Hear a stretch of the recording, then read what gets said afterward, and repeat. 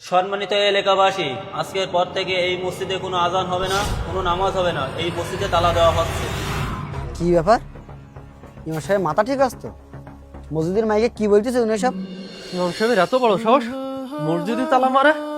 সভাপতি সাহেব, সভাপতি সাহেব, জি, আরে সেক্রেটারি সাহেব যে, আসসালামু আলাইকুম। আপনি কিছু শুনেছেন? কি?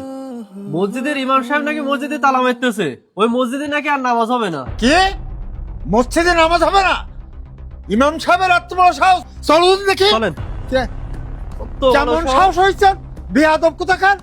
মসজিদে নামাজ হবে না? হ্যাঁ ইমাম সাহেব, দাঁড়াও।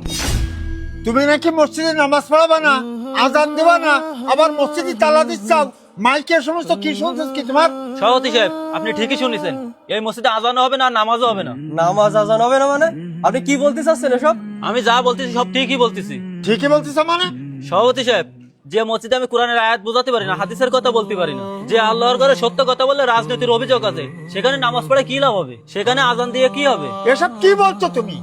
হাদিস কোরআনের আলোকে কথা বলবা? তোমাকে কে বাধা দিচ্ছে আমাকে বলো। সভাপতি সাহেব, আপনারা তো মসজিদে আমার ঘুষের বিরুদ্ধে কথা বলতে দেন না, সুদের বিপক্ষে কথা বলতে দেন না, আর কোরআনের আইনের সম্পর্কে কথা বলতে গেলে রাজনীতি সম্পর্কে কথা হয়ে যায় আপনাদের কাছে। ইমাম সাহেব, পবিত্র হাদিস কোরআনে শুধু সুদ ঘুষ নিয়ে আলোচনা করা, রাজনীতি নিয়ে আলোচনা করা এই আছে।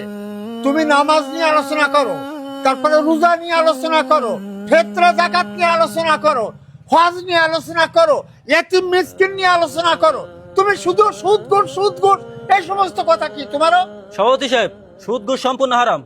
সুদ ঘুষের বিরুদ্ধে আল্লাহ এবং আল্লাহ রাসূল যুদ্ধ ঘোষণা করেছেন। এখানে তো আমরা কোনো ব্যক্তিগত কোনো কথা বলি না, এখানে কথা বলি কোরআন হাদিসের আলোকে। আপনাদের মসজিদে কোরআন হাদিস সম্পর্কে কথা বললে সেটা আপনাদের কাছে রাজনীতি হয়ে যায়।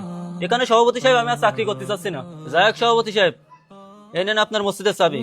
আমি আর এই মসজিদে চাকরি করবো না। যে মসজিদে নসিহত দিলে রাজনীতি হয়ে যায়, যেখানে কোরআন হাদিসের কথা বলা যায় না, সেখানে আমি আর চাকরি করতে চাচ্ছি না সভাপতি সাহেব। আপনারা অন্য ইমাম দেখেন। মসজিদ শুধু নামাজের জায়গা নয়, এটা সত্য, ন্যায় বিচার এবং সৎ জীবনের শিক্ষা দেওয়ার কেন্দ্র। মহান আল্লাহ আমাদের আদেশ দিয়েছেন, ন্যায়ের উপর দৃঢ়ভাবে প্রতিষ্ঠিত থাকো। তাই কোরআনের কথা শুনলেই যদি আমরা বিরক্তি হই, হাদিসের শিক্ষা শুনলেই যদি বলি এটা রাজনীতি, তবে বদলানোর দরকার আগে আমাদেরই।